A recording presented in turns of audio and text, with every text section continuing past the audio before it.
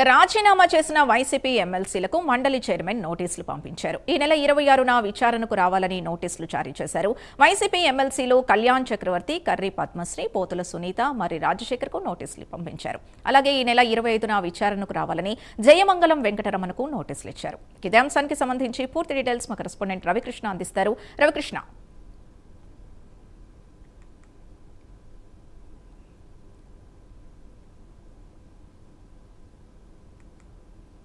ఎవరైతే ఉన్నారో వాళ్ళు చాలా మంది కూడా వాళ్ళు రాజీనామా అయితే చేశారు. రాజీనామా చేసినప్పుడు వాళ్ళు చెప్పినటువంటి కారణం ఒకటే, ప్రధానంగా వాళ్ళు చెప్పిన కారణం ఏంటంటే తాము వ్యక్తిగత కారణాలతోనే ఈ పదవికి రాజీనామా చేస్తున్నామని చెప్పారు. ఒక పదవికి రాజీనామా చేసిన తర్వాత ఎమ్మెల్సీలు ఖచ్చితంగా కూడా అక్కడ ఎవరైతే మండలికి చైర్మన్గా ఉన్నటువంటి వ్యక్తికి స్పీకర్ ఫార్మేట్లో వాటికి సంబంధించినటువంటి ప్రొసీజర్స్ పంపించాలి. దాన్ని చూసిన తర్వాత వ్యక్తిగత కారణాలతోనే వాళ్ళు రాజీనామా చేశారు అని భావిస్తే ఆయన వెంటనే కూడా దానికి ఆమోదం తెలియజేస్తాడు. కానీ ఇక్కడ పరిస్థితి డిఫరెంట్గా ఉంది. ఎందుకంటే ఇక్కడ మండలి కనుక చూసుకున్నట్లయితే మాత్రం మండలిలో పూర్తిగా కూడా వైసీపీకి సంబంధించినటువంటి ఎమ్మెల్సీలే ఎక్కువ మంది ఉన్నారు.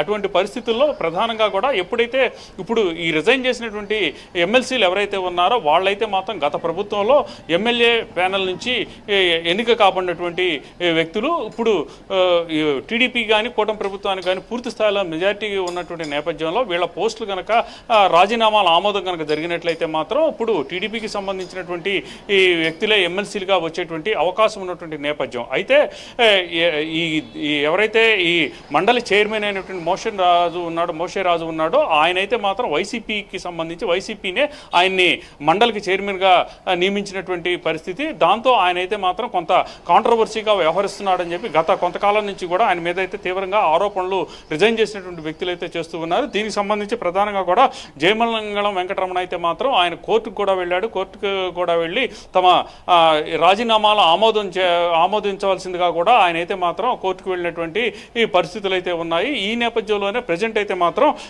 ఇక మండలి చైర్మన్ 26వ తేదీన మాత్రం ఈ ఎమ్మెల్సీలు రిజైన్ చేసిన ఎమ్మెల్సీలు కళ్యాణ్ చక్రవర్తి, కర్రీ పద్మశ్రీ, పోతుల సునీత, మర్రి రాజశేఖర్కు వాళ్ళు అయితే మాత్రం నోటీసులు ఇచ్చి విచారణకు రావాలని ఆయన నోటీసులు ఇచ్చినటువంటి పరిస్థితి. 25వ తారీఖున మాత్రం ఎవరైతే జయమంగళం వెంకటరమణ ఉన్నారో ఆయన రావాలని చెప్పి ఆయన అయితే నోటీసులు ఇవ్వడం జరిగింది. ప్రధానంగా కూడా ఇప్పుడున్న పరిస్థితి కనుక చూసుకున్నట్లయితే మాత్రం పూర్తిగా కూడా శాసన మండలి ఏదైతే ఉందో శాసన మండలిలో ఎమ్మెల్సీలు ఎక్కువ భాగం కూడా మెజారిటీ ఈ వైసీపీకి సంబంధించినటువంటి ఎమ్మెల్సీలుగా ఉన్నటువంటి నేపథ్యంలో ప్రభుత్వానికి సంబంధించి ఈ జరుగుతున్నటువంటి కార్యక్రమాలు ఏవైతే ఉన్నాయో, చర్చలు ఏవైతే ఉన్నాయో, చర్చల్లో మాత్రం వాళ్ళు తమ వాదన గట్టిగా వినిపిస్తూ ఉన్నారు. ప్రజెంట్ అయితే మండలిలో కూటమి ప్రభుత్వానికి ఎమ్మెల్సీలు సరిగా లేకపోవడంతో, బలం లేకపోవడంతో అక్కడ వాళ్ళు సరిగా కూడా ప్రతిఘటించలేనటువంటి పరిస్థితులు అయితే ఉన్నటువంటి నేపథ్యం. దీంతో ఈ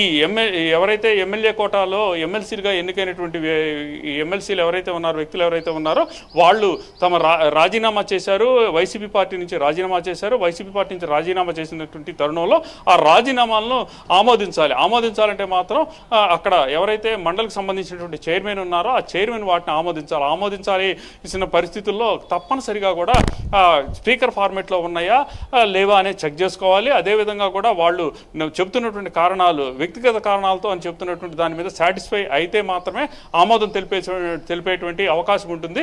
ఈ నేపథ్యంలోనే దగ్గర ఒక సంవత్సరంన్నర నుంచి కూడా వాళ్ళకి సంబంధించినటువంటి రాజీనామాలను అయితే ఆమోదించకుండా ఎవరైతే చైర్మన్ ఉన్నారో, మండలి చైర్మన్ అయితే తొక్కిపెట్టారని ఇక్కడ రాజీనామా చేసినటువంటి ఎమ్మెల్సీలు అయితే భావిస్తున్నటువంటి నేపథ్యం. ఏది ఏమైనప్పటికీ కూడా గతంలో ఏదైతే మన ఇక తెలంగాణలో ఎమ్మెల్యేలు కనుక కోర్టుకు వెళ్ళి అక్కడ ఉన్నటువంటి స్పీకర్కి సంబంధించి స్పీకర్ సక్రమంగా వ్యవహరించట్లేదని ఎలా అయితే చెప్పారో అదేవిధంగా కూడా ఇప్పుడైతే మాత్రం ఒక్క జయమంగళం వెంకటరమణ అనే కోర్టుకు వెళ్ళడం జరిగింది. మిగతా వాళ్ళైతే కోర్టుకు వెళ్ళలేదు. కాకపోతే ఈ నెల 26వ తేదీకి మాత్రం ఈ ఎమ్మెల్యేలు ఎవరైతే రాజీనామా చేసిన ఎమ్మెల్సీలు ఎవరైతే ఉన్నారో ఆ ఎమ్మెల్సీలు మాత్రం విచారణకు హాజరు కావాలని ఈరోజు నోటీసులు అయితే ఇచ్చారు. ఈ మండలికి సంబంధించినటువంటి చైర్మన్ ఇచ్చినటువంటి ఉన్నటువంటి పరిస్థితి. మరి 25వ తారీఖు జరిగేటువంటి దీనికి సంబంధించినటువంటి ఏదైతే అక్కడ విచారణకు హాజరు అవుతున్నారో అదేవిధంగా కూడా 25వ తారీఖు 26వ తారీఖు విచారణకు హాజరవుతున్న నేపథ్యంలో తర్వాత ఎవరైతే చైర్మన్ ఉన్నారో చైర్మన్ ఏ విధమైన నిర్ణయం తీసుకుంటారో వేచి చూడాల్సినటువంటి పరిస్థితి. దీని మీద మాత్రం కొంత రాజకీయ ఉత్కంఠ అనేది నెలకొందని చెప్పుకోవచ్చు. Right, thank you Ravikrishna.